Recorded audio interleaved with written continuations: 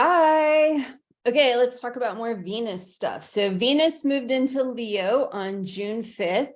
And this is a big deal because Venus is going to stay in Leo until October, because Venus is going to do her whole retrograde cycle there. She's going to end one cycle where we're in the evening star side of the cycle, the ending of the cycle. So if you're out at night and after the sunset, Venus is the first thing that comes alive that you can see in the evening sky.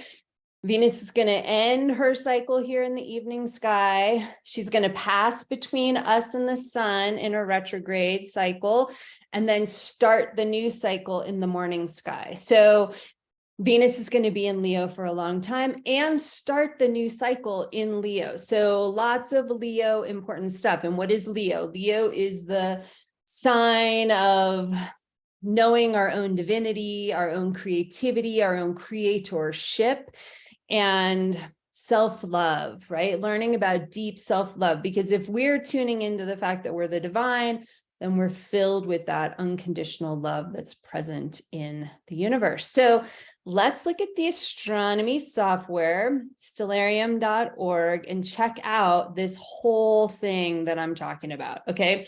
So here is the moment. Can't even see Venus, right? Well, not the moment, but here's the day of when Venus moved into Leo. And here we are at the sunset. So I'm going to turn the sun off so we can see Venus. Venus is getting so close to Mars. So if you're out at night, you can see Venus will keep moving closer and closer to Mars before she starts her retrograde loop. And let's turn the constellations and the constellation art on so we can just see where we are in the sky with things. Okay, so here we are. You can see, I'll move this up so we can see June 5th. This is the evening. Venus moved into Leo in the morning where I am, but we're just going to be, I want to be looking at Venus in the evening sky. So I forward it to the sunset time, right? We'll even just let the sun drop. So we see sunset time. And then here is Venus in the evening sky. Okay. So we're just going to advance one day at a time. Okay. So we see where Venus is. One day, June 6th, Venus is a little bit closer to Mars, right? Moving fully into this crab constellation. The sun is starting to catch up, right? So keep moving one day at a time. June 11th, 12th, 13th, 14th. We keep moving. And then here we are on the 21st. Wait, sorry, not quite there. On the 21st. And here we are, the sun moves into Cancer here at galactic edge. And we'll talk about that more another time. I've talked about that sun, but right here on the hand of Orion, I'll turn, there's so much we could talk about. So I'm just trying to stay focused here, but I'll turn the Earth off so we can see here's Orion, the hand of Orion. When the sun reaches that, that's the edge of our galaxy. That's when the sun enters Cancer, and that is the June solstice. But also put the Earth back in.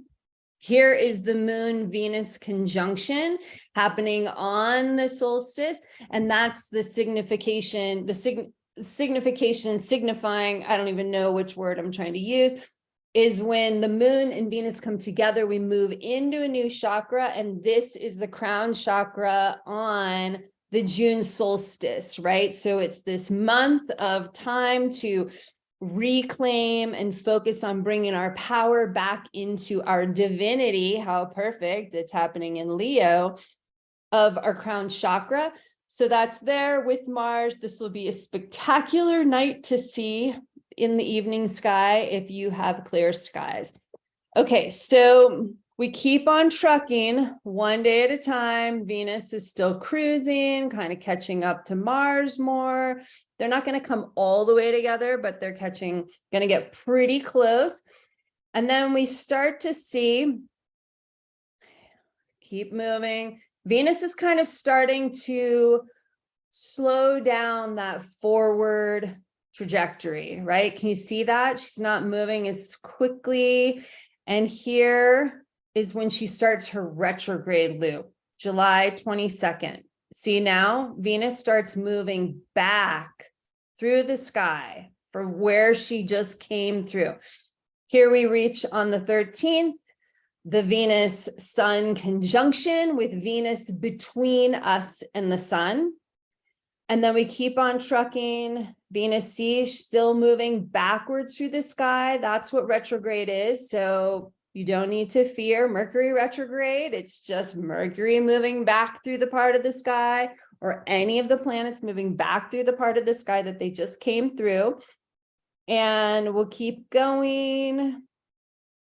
And then also, I just want to point out here, now notice Venus is ahead of the sun. So when we started, say Venus was kind of here-ish, and the sun was over here. So Venus was in the evening sky. The sun would set, and oops, I didn't mean to move all that around.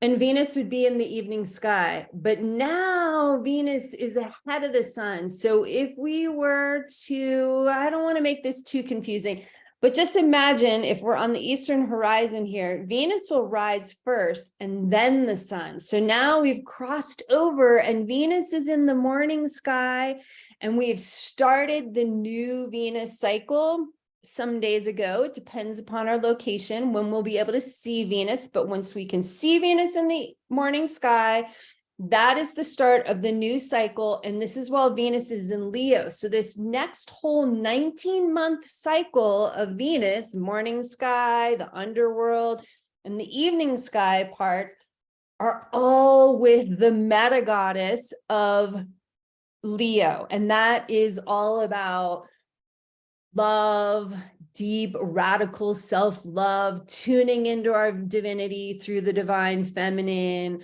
our creativity, all of that. So it's a huge opportunity for all of us. So just going to keep moving things forward so we can see Venus still moving backwards, but slowing down here again is what happens when planet station director retrograde.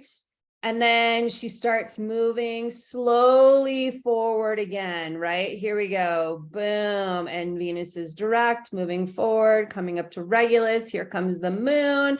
And then we move into the morning star chakra gates, right? So anyways, I hope this was helpful and interesting. And you could see like what the retrograde loop is, and you can see how long Venus is going to stay in Leo, even longer than I showed, but I just wanted to kind of keep this short and not too complicated. So I hope you got something out of it. Happy Venus in Leo.